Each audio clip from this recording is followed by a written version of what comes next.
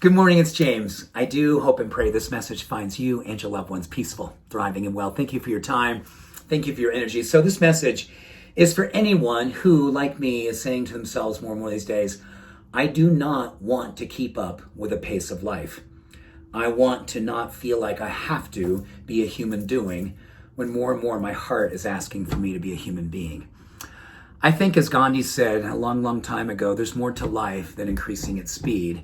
And I'm finding more and more, I don't want to try to keep up. I don't want to be too tired to keep running and too scared to stop. I am looking for ways to bring back a cadence that's connected to my heart, to my soul, in a way that I can continually refine the way that each and every moment becomes an opportunity for masterpiece to be lived by simply being present for what matters, what's right before my very eyes in the moment. So there's 5 things that science tells us that can help us to navigate each and every day under the influence of a cadence of peace and purpose and meaning, and not get caught up in the hedonic treadmill of always trying to see if we can increase how fast we go, trying to keep up with something we don't fully understand or even want to be a part of.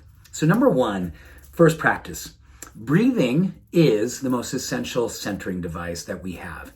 And studies show that most of us are shallow breathing more and more. And a great study was talked about that if we can, before we get out of bed, just give ourselves 5 deep inhalations, 5 deep breaths, holding for 4 seconds, releasing for 4 seconds, taking a 4-second break, and then repeating for 5 sequences, that can establish a parasympathetic nervous system response, which over the next few hours can help us to reestablish a balance of peace and purpose and a cadence that is beautifully melodic and connected with our heart, and really, really helping to reduce the stress of trying to move forward and losing ourselves under the influence of speed. Number 2, I simply want to ask myself this question every time I pass through a doorway. And I think we pass over thresholds hundreds of times a day, from our bedroom to our bathroom, from our bedroom to the hallway to the kitchen, from our car to the office, whatever the case may be, hundreds of thresholds. Simply, every time you pass over a threshold, say this to yourself: what would love do now? And then when you cross over the threshold, you simply live the answer. What would love do now? Pass over the threshold. You live the answer. Number 3, anytime that you're with another human being, hide your phone completely from the visual field.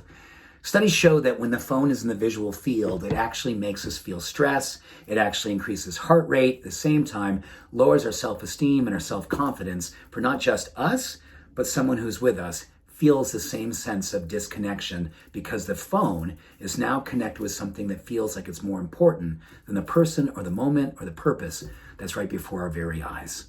Number 4, something called the digital sunset has been shown to be one of the most critical opportunities to reset ourselves at the end of the day. And it simply means that at the end of the day, we put all digital experiences away. We turn off anything with an off and on switch, and we simply move into a state of being. We can journal, we can read, we can spend time with a loved one, we can do old-fashioned things like play games, or we can just simply be still, meditate, do yoga, whatever the case may be, but pull ourselves away from all devices and turn off anything that disconnects you from the present moment. And lastly, this is something I've been working on for, I think it's now 40 years. I heard this from one of my meditation teachers when I was spending time in Kathmandu, Nepal. He said to me, guess what? You're not going to get it all done. So begin now by getting done and being present for what matters. Guess what? You're not going to get it all done. So let go of that and be present for what matters, because that's what only needs to be done. So, we're not going to get it all done. Wouldn't it be amazing to get done what truly matters and give ourselves permission to lean into the moment that allows ourselves to remember what's getting done is presence, moving away from human doing to human being.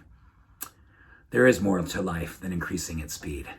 And I wish you blessings on your journey, slowly taking in the blessing of life. Peace and love. Bye for now.